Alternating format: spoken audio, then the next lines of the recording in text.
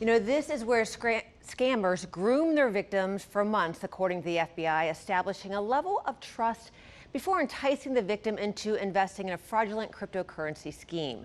The victims we've heard from over the last year investing thousands, many of their life savings, only to learn it's all a sham. The money went from like $3,500, and then it was like at $35,000. Then it went to $54,000. Seeing what seemed to be big returns as high as $159,000. Pamela Magnum continued to invest more and more of her money in what she thought was a cryptocurrency opportunity. She learned about it through social media, but it all came to a halt when she tried to get her supposed profits. All communication stopped and no sign of her ever getting her investment of 70 grand back. I get very emotional because I'm a smart lady. And, you know, I just felt this. I thought it was easy money.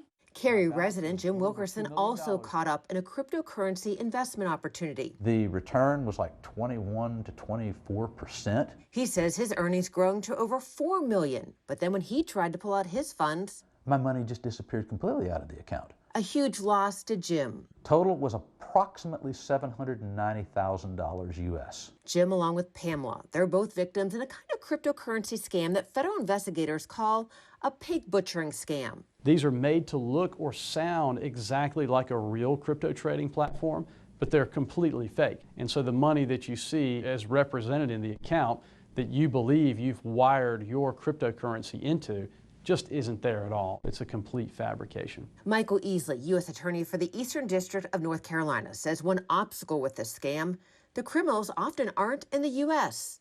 It takes an international approach to how they'll do fraud. And by being set up in countries that do not have extradition arrangements with the United States, if you commit a fraud from Myanmar in a warehouse full of people working these scams every single day, it's going to be incredibly difficult for the United States of America to put somebody in prison and in handcuffs and lay hands on them. ABC News talked to this 36-year-old woman, Sarah, who doesn't want to use her real name. Says she believes she was taking a customer service job in Thailand. Instead, she was taken across the border into Myanmar, where she was told she was going to be forced to participate in this scam. I was a prisoner, yes. I realized from that moment that, okay, I was being kidnapped. She says they took her passport, destroyed her SIM card and her phone so no one could find her, and then trained her. Her job having to read from a script to try and engage with strangers via text, build a rapport, and eventually coerce them into investing in crypto. It made me feel sick. I was depressed most of the time because of my conscience. I went to school, I studied, I went to varsity because I wanted to make an honest living, be an honest citizen.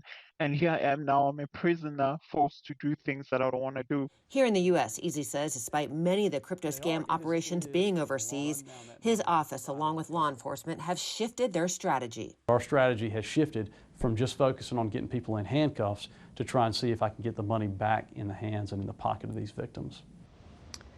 And Easley's office, along with the FBI, just seized nearly $5 million worth of cryptocurrency allegedly stolen from victims in a so-called pig butchering scam, and says due to crypto tracing and law enforcement tools, they will continue to aggressively try and recover money for the victims. But, you know, this really comes down to not engaging with these scammers and bringing awareness to people that sometimes it does start out as a romance scam, but they're always trying to form some kind of connection, and the type of personal relationship is what they're trying to do, grooming you, so you cannot let your guard down.